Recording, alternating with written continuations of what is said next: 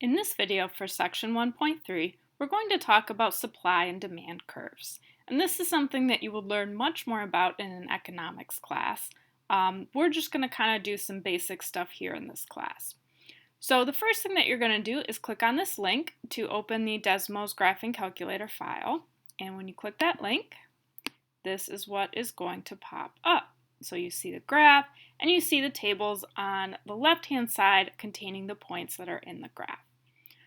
So we have price supply data and price demand data for soybeans. Y value is the price and the X value is the number of products, either supply or demand. So the green points are for the supply curve, the blue points are for the demand curve. So a really important thing to remember when you're dealing with these graphs is that Y is price and X is number of products.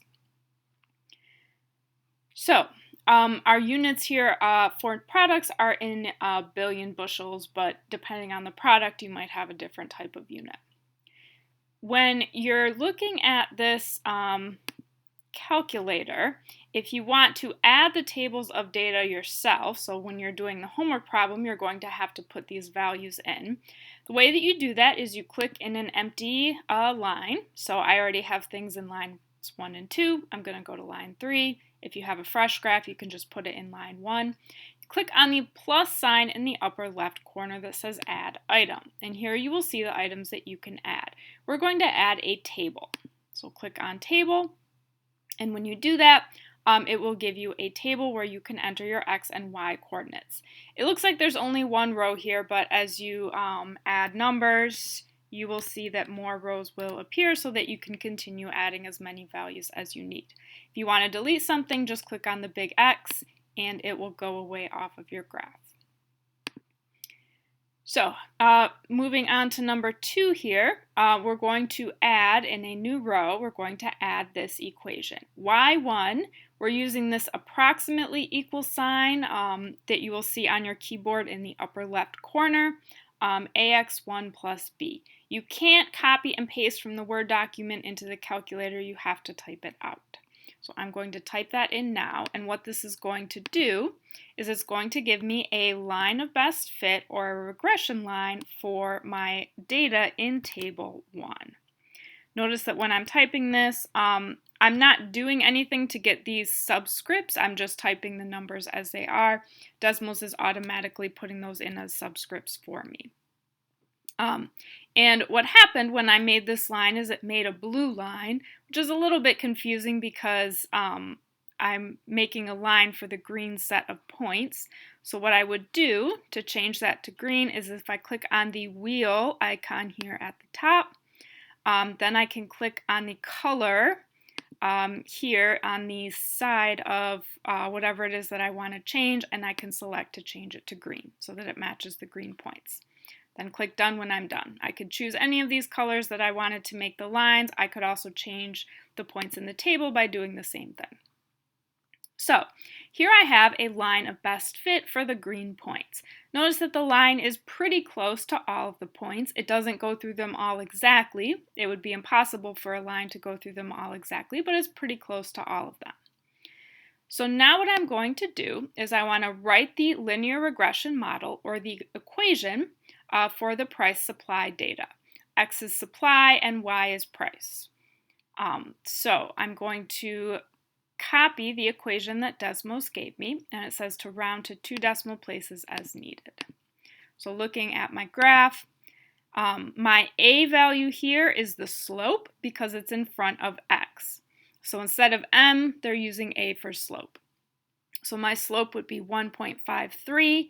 My B value, or my y-intercept here, is 2.85, since we're rounding to 2 decimal places here. So I'm going to type my equation, y equals 1.53x plus 2.85. Now for question 3, we're going to do the same thing for the price demand data, or the second table in my graph. So same thing that I'm going to type, only instead of y1 and x1, I'm using y2 and x2 because these are the data points that I'm trying to make a line for. So I would go to another row in the table. Now I'm in row 4 and type y2 approximately ax2 plus b. And there's my graph. This time it made a green graph, so got them backwards here. Again, I'm going to change this to match the points just because I want to do that. Obviously, it's not required. It just makes it a little bit easier to look at. So again, I have my blue line that closely matches the points. Doesn't go through all of them exactly, but it most closely matches the points in my graph. And then to write my equation, I'm looking here at the a and b values that it's giving me. A is the slope, b is the y-intercept. Looks like a to 2 decimal places would be negative 2.14 and b would be 10.51. So I'll type my equation in here again. Y equals negative 2.14x plus 10.51. Question 4 says to find the equilibrium price for soybeans, which is the y-coordinate of the point of intersection of the two lines. So our intersection point of our supply and demand curves, again, this is getting more into the economic side, but our equilibrium point is the point where these two lines cross. So that's where your supply is equal to your demand, and that's where you generally want to be. So what I want to do is find that point and look for the y-coordinate, which is the equilibrium price, because remember, y is price, x is quantity or number of products. Now, Desmos makes this really easy to get it. If I click on either one of these lines, I will see a gray point show up, and that gray point is the point where the two lines intersect. So it makes it really easy.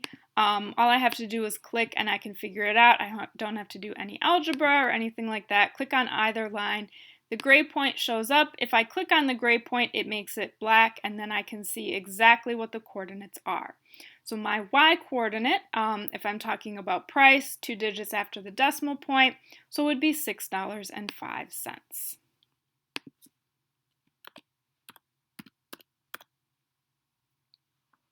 And then lastly, I'm going to paste the link or image of my graphing calculator work.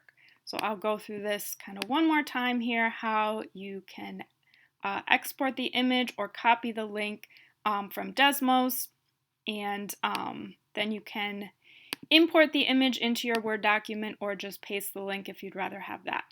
Now there's a hint here.